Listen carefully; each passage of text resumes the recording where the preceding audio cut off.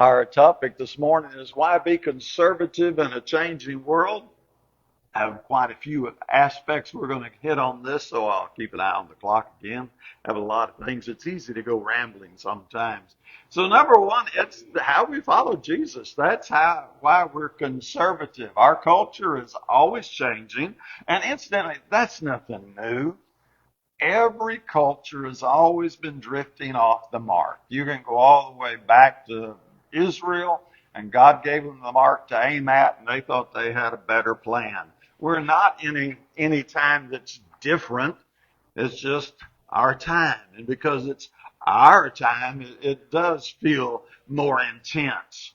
I would suggest to you that the days of Noah were far more intense than our days. The days of Sodom and Gomorrah, way more than intense than our days. And the days of Babylon captivity, way more intense than our day. But we still need to be aware of the changes happening around us and be determined to be conservative in this ever-changing world. But like I say, it's nothing new.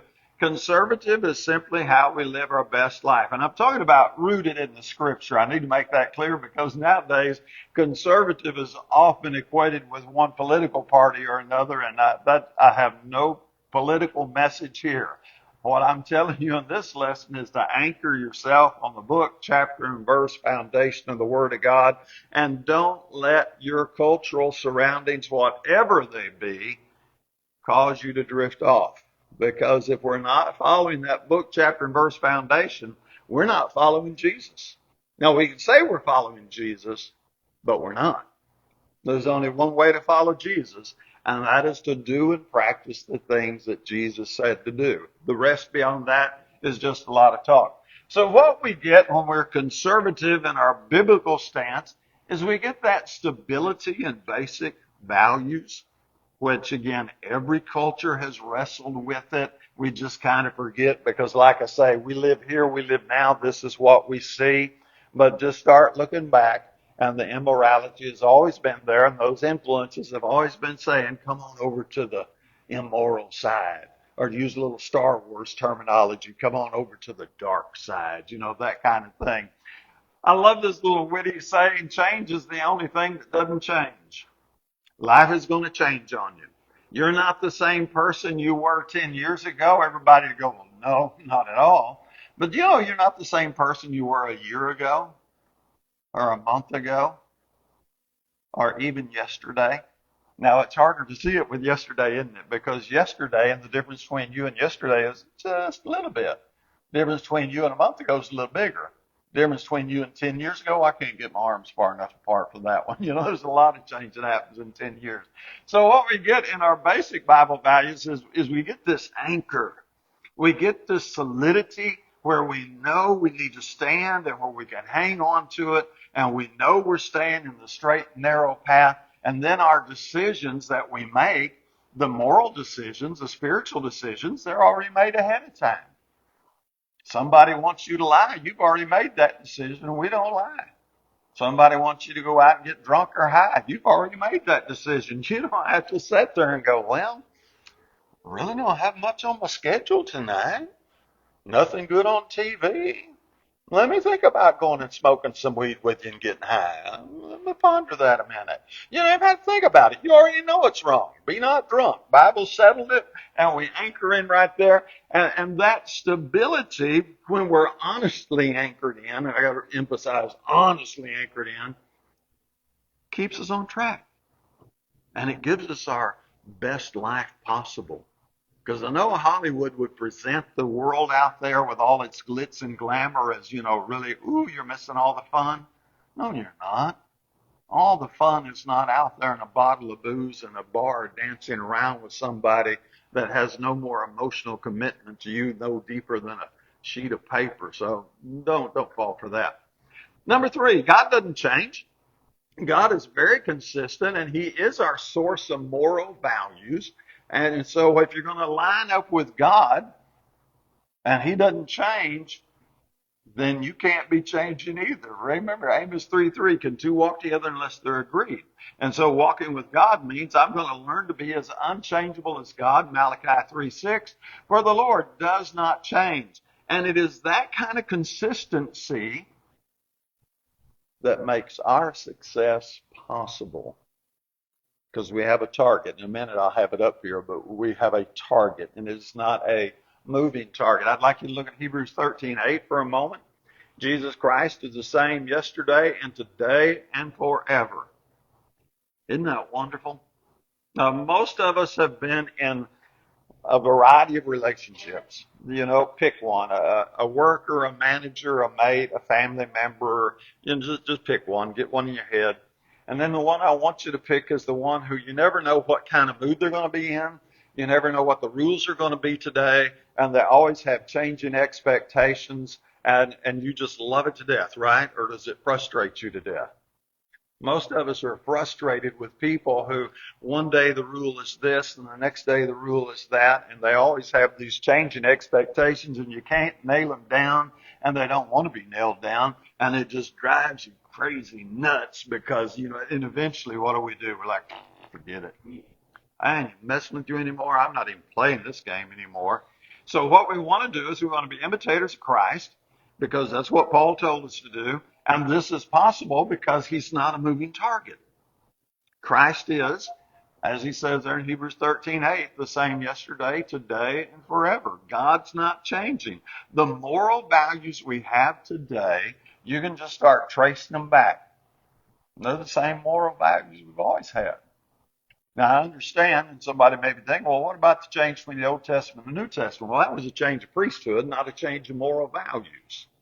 And if you go back and look at that and study it deeper, you'll see exactly what I'm talking about. While there was a change of priesthood, there was not a change in the values that the priesthood taught. So our God, he doesn't change. We have moral consistency, and that makes it a whole lot easier to live life because we don't have to rethink each situation. We don't have to play games. And, we hate that because people just like I do who they're always making up the rules as they go. They're redefining the rules as they go. And what you thought was the rule one day is not really the rule. And they're always playing little technicalities and nuances on you. And they're always making you, of course, look like the fool, that kind of thing. No, you need moral consistency. That's what we're after. And that's what we get when we're conservative in Christ. When we anchor in that book, chapter, and verse foundation, then we get to start watching over our heart with all diligence, for from it flows the spring of life. Now, I get this, you go, okay, that's kind of neat, but I'm not sure what it's got to do with what we're talking about. So I'm in Proverbs 4:23. I've got too much information to put in one slide. So what I want you to see is that was Proverbs 4:23.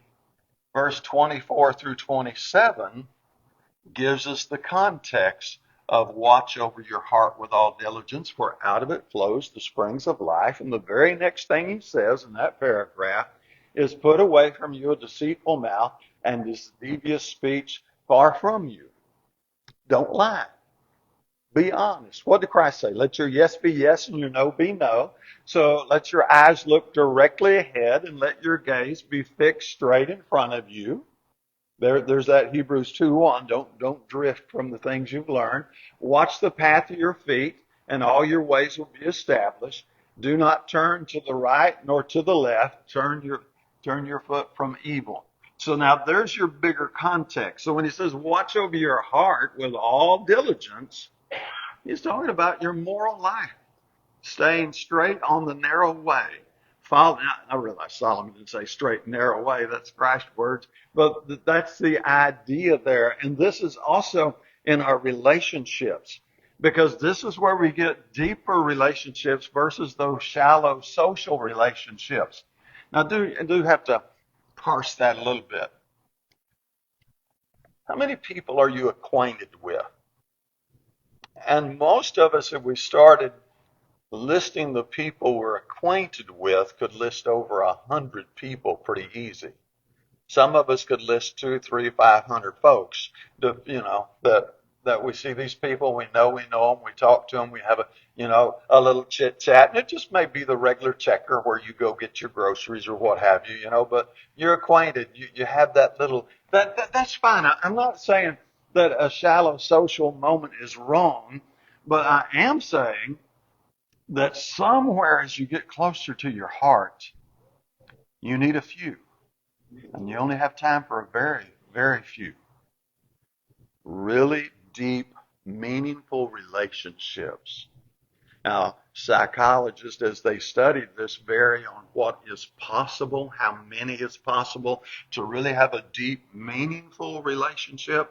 I'm talking about the people that when they're out of your life, when they pass on or they move out of town, they really leave a hole that only they could fill. And the numbers vary anywhere from 5 to 12. Now, the sad thing is the next statistic says most people don't have 5 of those. Most people don't have 5 deep, truly meaningful relationships where hearts truly meld together. And that's sad. And the way you get those deep relationships, and again, just a few of them, but the way you get them is by our moral consistency. Because are you going to get close to somebody you don't feel you can trust? Are you going to let them into that place, that inner circle of your heart? Now, I realize no one's perfect, so everybody can mess up. You got to allow some there, but that's not what I'm talking about. I'm talking about that person you just really never know. They may be on your side today. They may be stabbing you in the back tomorrow. They may be putting you out to dry. They may be throwing you under the bus any moment. Look, you may have a polite demeanor with those people, and I suggest you do. And you may be sociably agreeable with those people, and I suggest you do. But you're never going to let them into that place of your heart. And they're never going to let you into that place of their heart.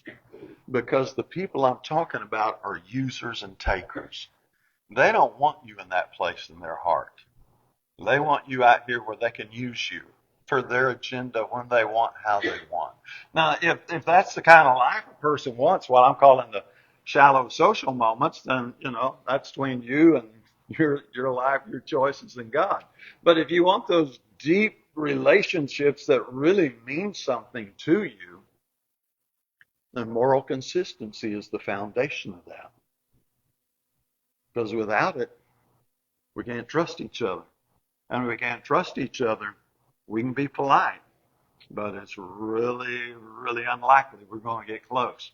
Now, our moral consistency, going on to point 5, we got a lot of points here. I forget, 10 or 11.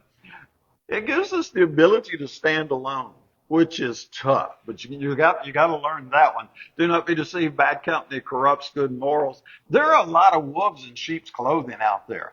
There are a lot of folks out there. There are a lot of takers. There are a lot of users who just are looking for a victim. And you have to be able to go, no, I'm not going there. Y'all go do that if you want, but I'm not.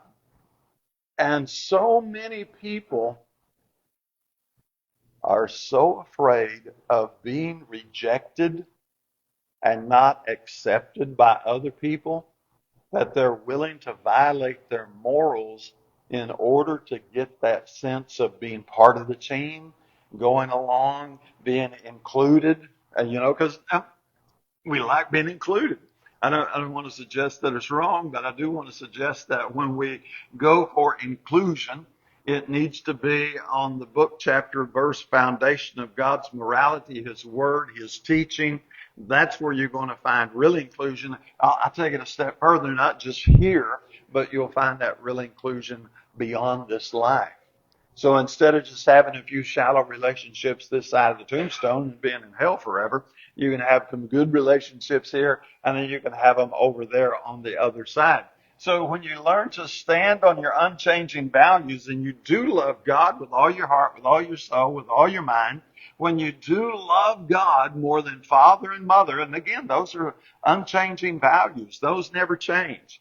You love God with all your heart. That goes back before Christ said it in Matthew 22:37 through 39. That goes back to the law of Moses. It goes back by inference even further back.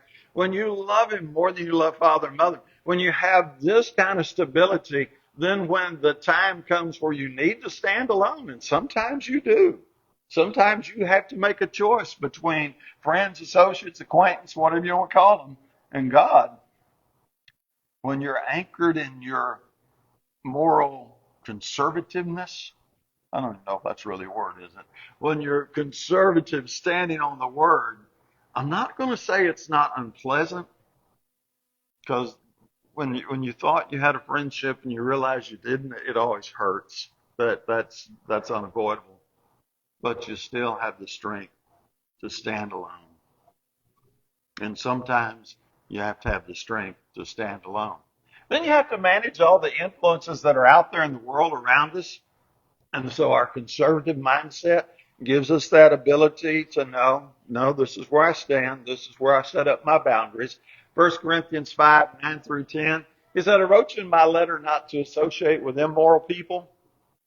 I did not mean at all with the immoral people of this world, or with the covetous and the swindlers or the idolaters, for then you would have to go out of the world.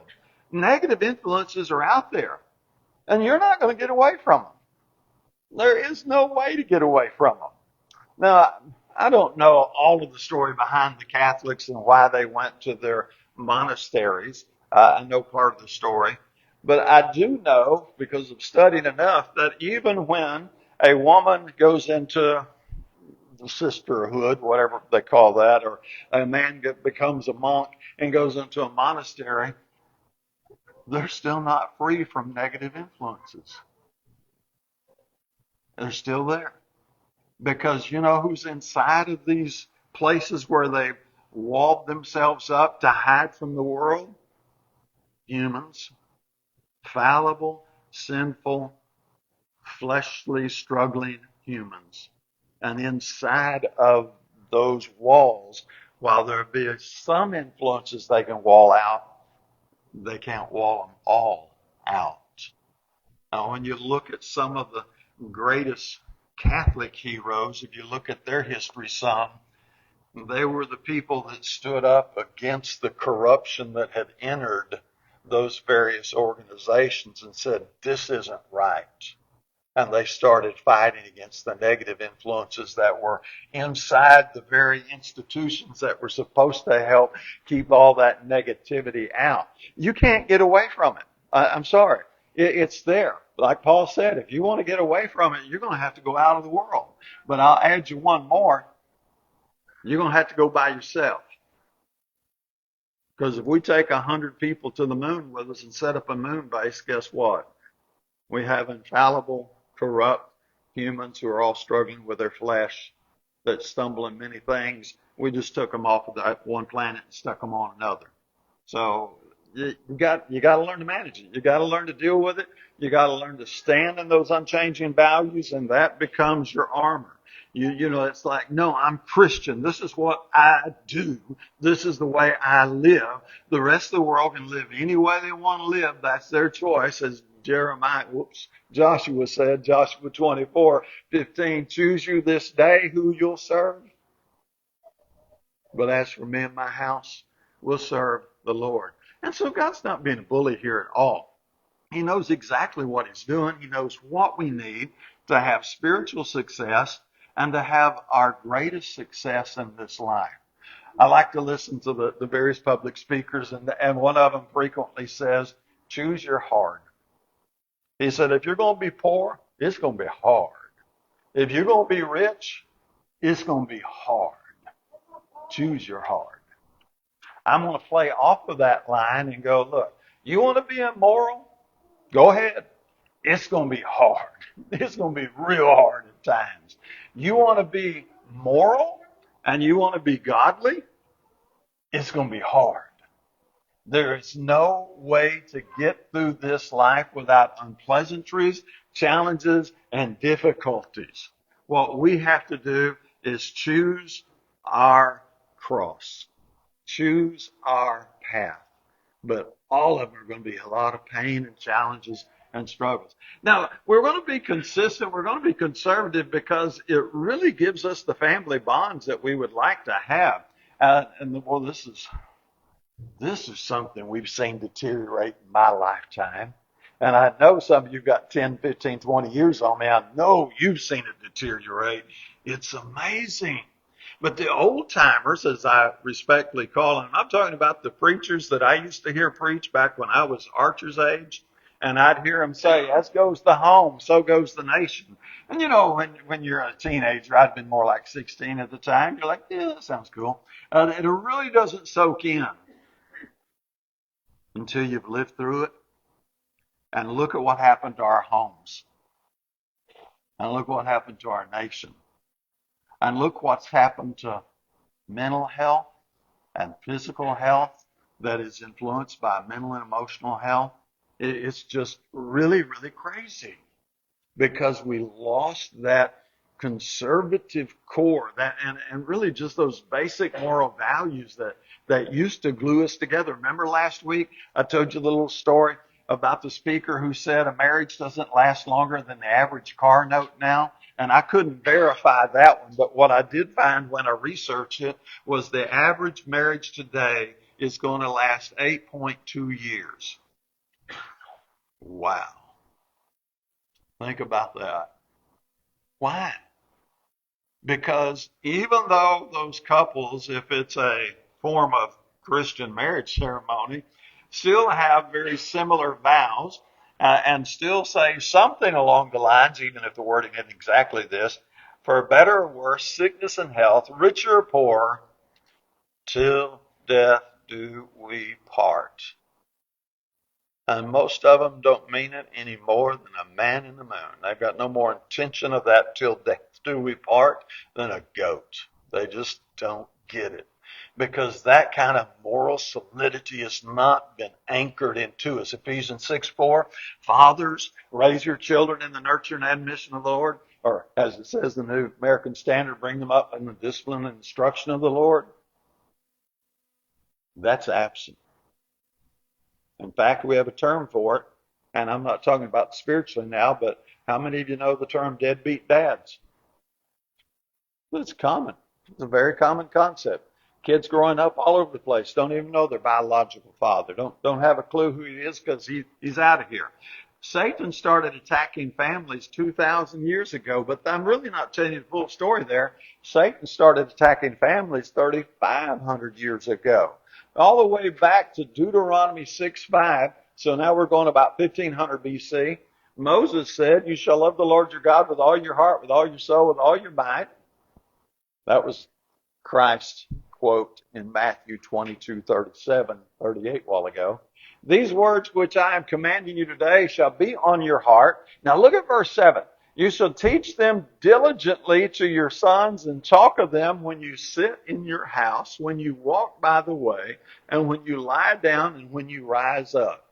The teaching, the instruction of the will of God was to be interwoven in the daily activities of life. It was supposed to be just a blended part of it, not Sundays for church and then Monday through Saturdays our time.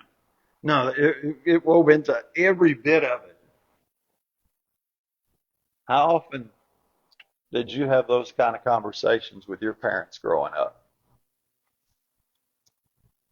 Somewhere.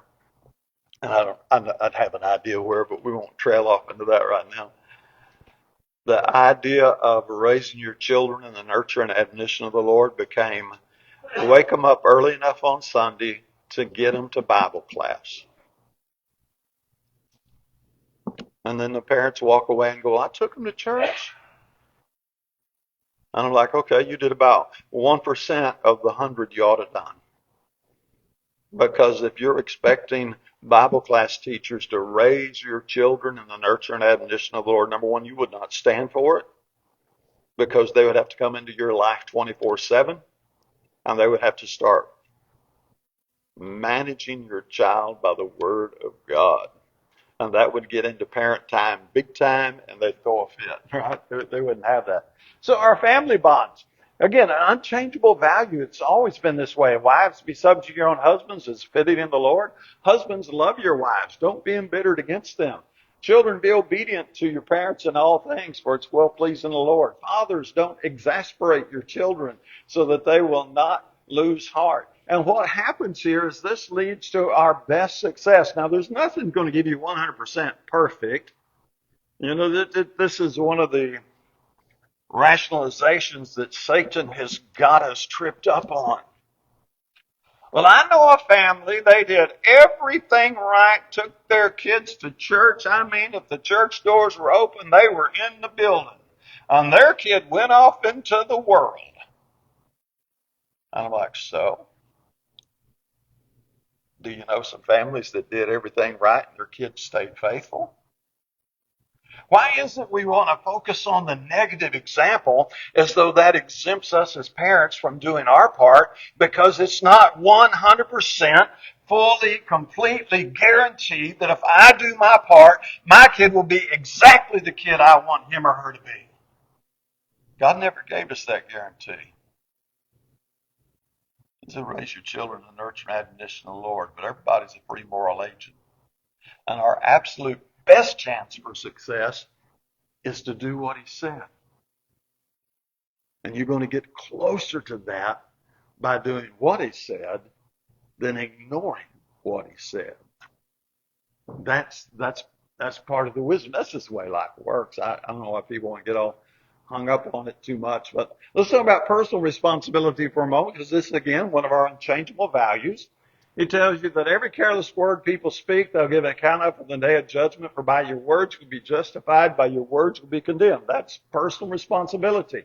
2 Corinthians 5:10, we all appear before the judgment seat of Christ, that each one may be recompensed for his deeds in the body, according to whether he has done good or bad. And Matthew 15:14, I'll paraphrase, the blind lead the blind, they both fall into the ditch. That's personal responsibility.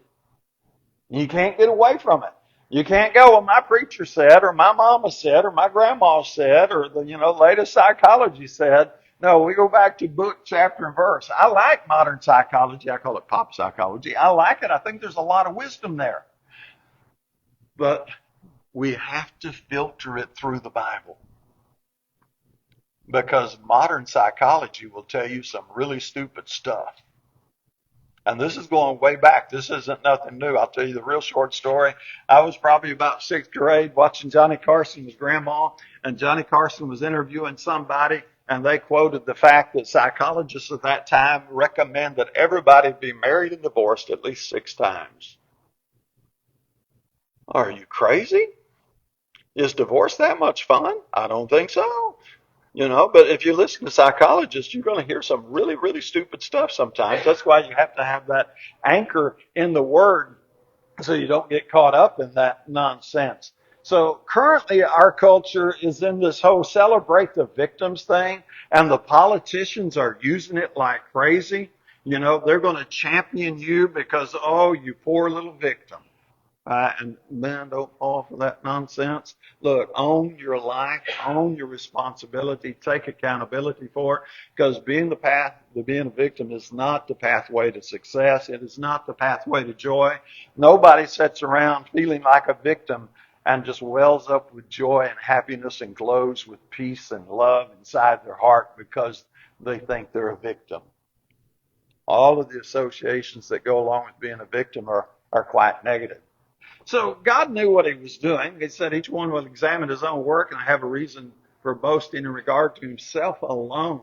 Each one will bear his own load. Again, God's not being a bully. He knows what makes us work. He created us. He made us. He made us to climb uphill. He didn't create us to be coddled and pampered and babied. Now, that's all right when you're a newborn and you just entered the world. You got to go through that stage, but you got to come out of it. Sad thing is, we've got adults that hadn't come out of it yet. And they're just surviving through life instead of thriving. Thriving happens when you own your personal responsibilities and you take responsibility and you go seeking responsibility. That's where the depth of life happens. That's where the satisfaction and the fulfillment happens. Look, you can have fun sitting on the beach for a week. I'm not saying you can't go on vacation. You can have a good time on the beach for a week. It's relaxing. And now let's sit on the beach for 2 weeks. Let's sit on the beach for a month. Well, you want to be an adult with a pacifier in your mouth doing nothing? That's laziness. That's all that is. This is going to be deep, satisfying, fulfilling responsibility People need a goal to aim at. And God knew that. And He gave us the greatest goal of all.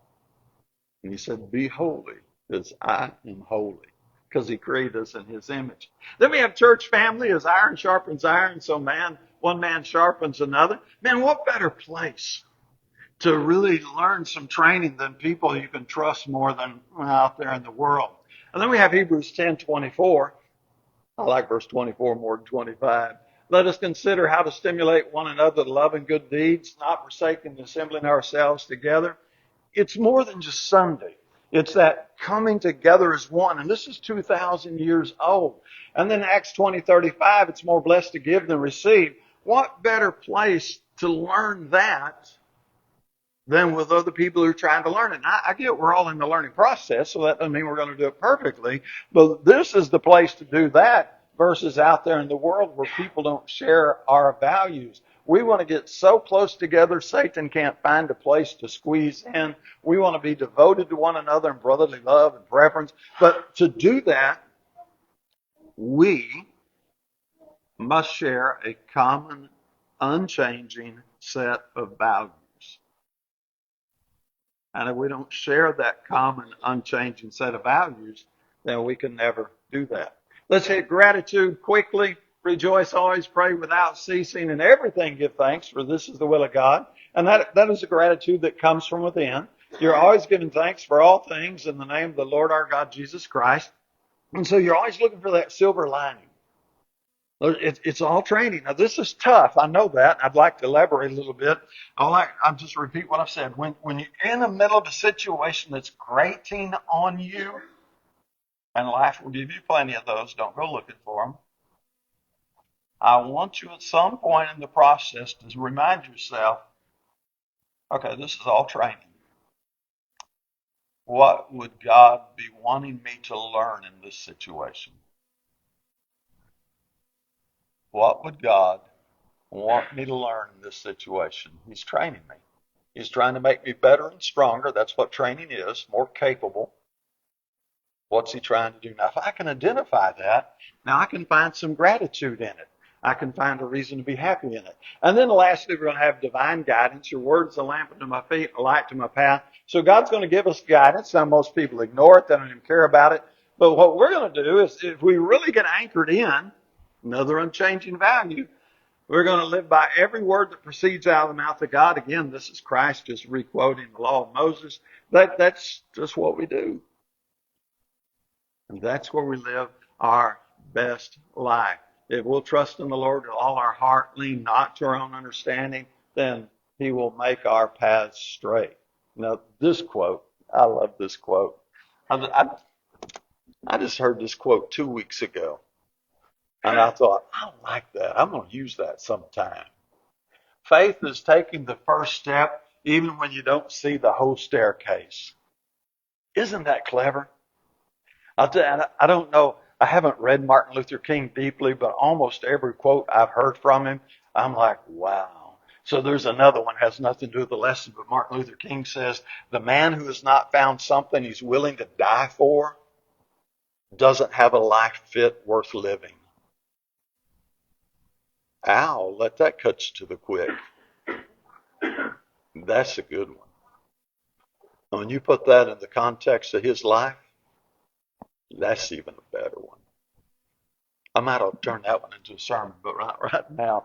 Jeremiah 10:23, I know it's not a man who walks to direct his own steps. We got to have His guidance. Again, unchangeable principle. It's always been that way. So our last slide, we'll close. So you're going to get your songbook ready. Go ahead. We hold to these values because they give us stability in our life and in our spirituality. And isn't that what we all really want? Most of us don't like change. I mean, it's going to come, but let's keep some things solid.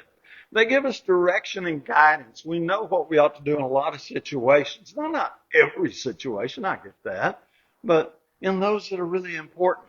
That rock solid foundation, those deeper relationships in all levels of life. Man, what our society needs that so much. And then confidence of a home in heaven. And thus our last slide. What values do you hold dear? I mean, really get passionate about. Now, a lot of people give lip service to basic biblical teachings, and I get that. You need to say the right words, but I'm talking about a deep, passionate connection. You can have my Bible, you can have my truth when you pry it out of my cold dead hands. That kind of I'm in for the long haul. That's the kind of conservative mindset we're talking about.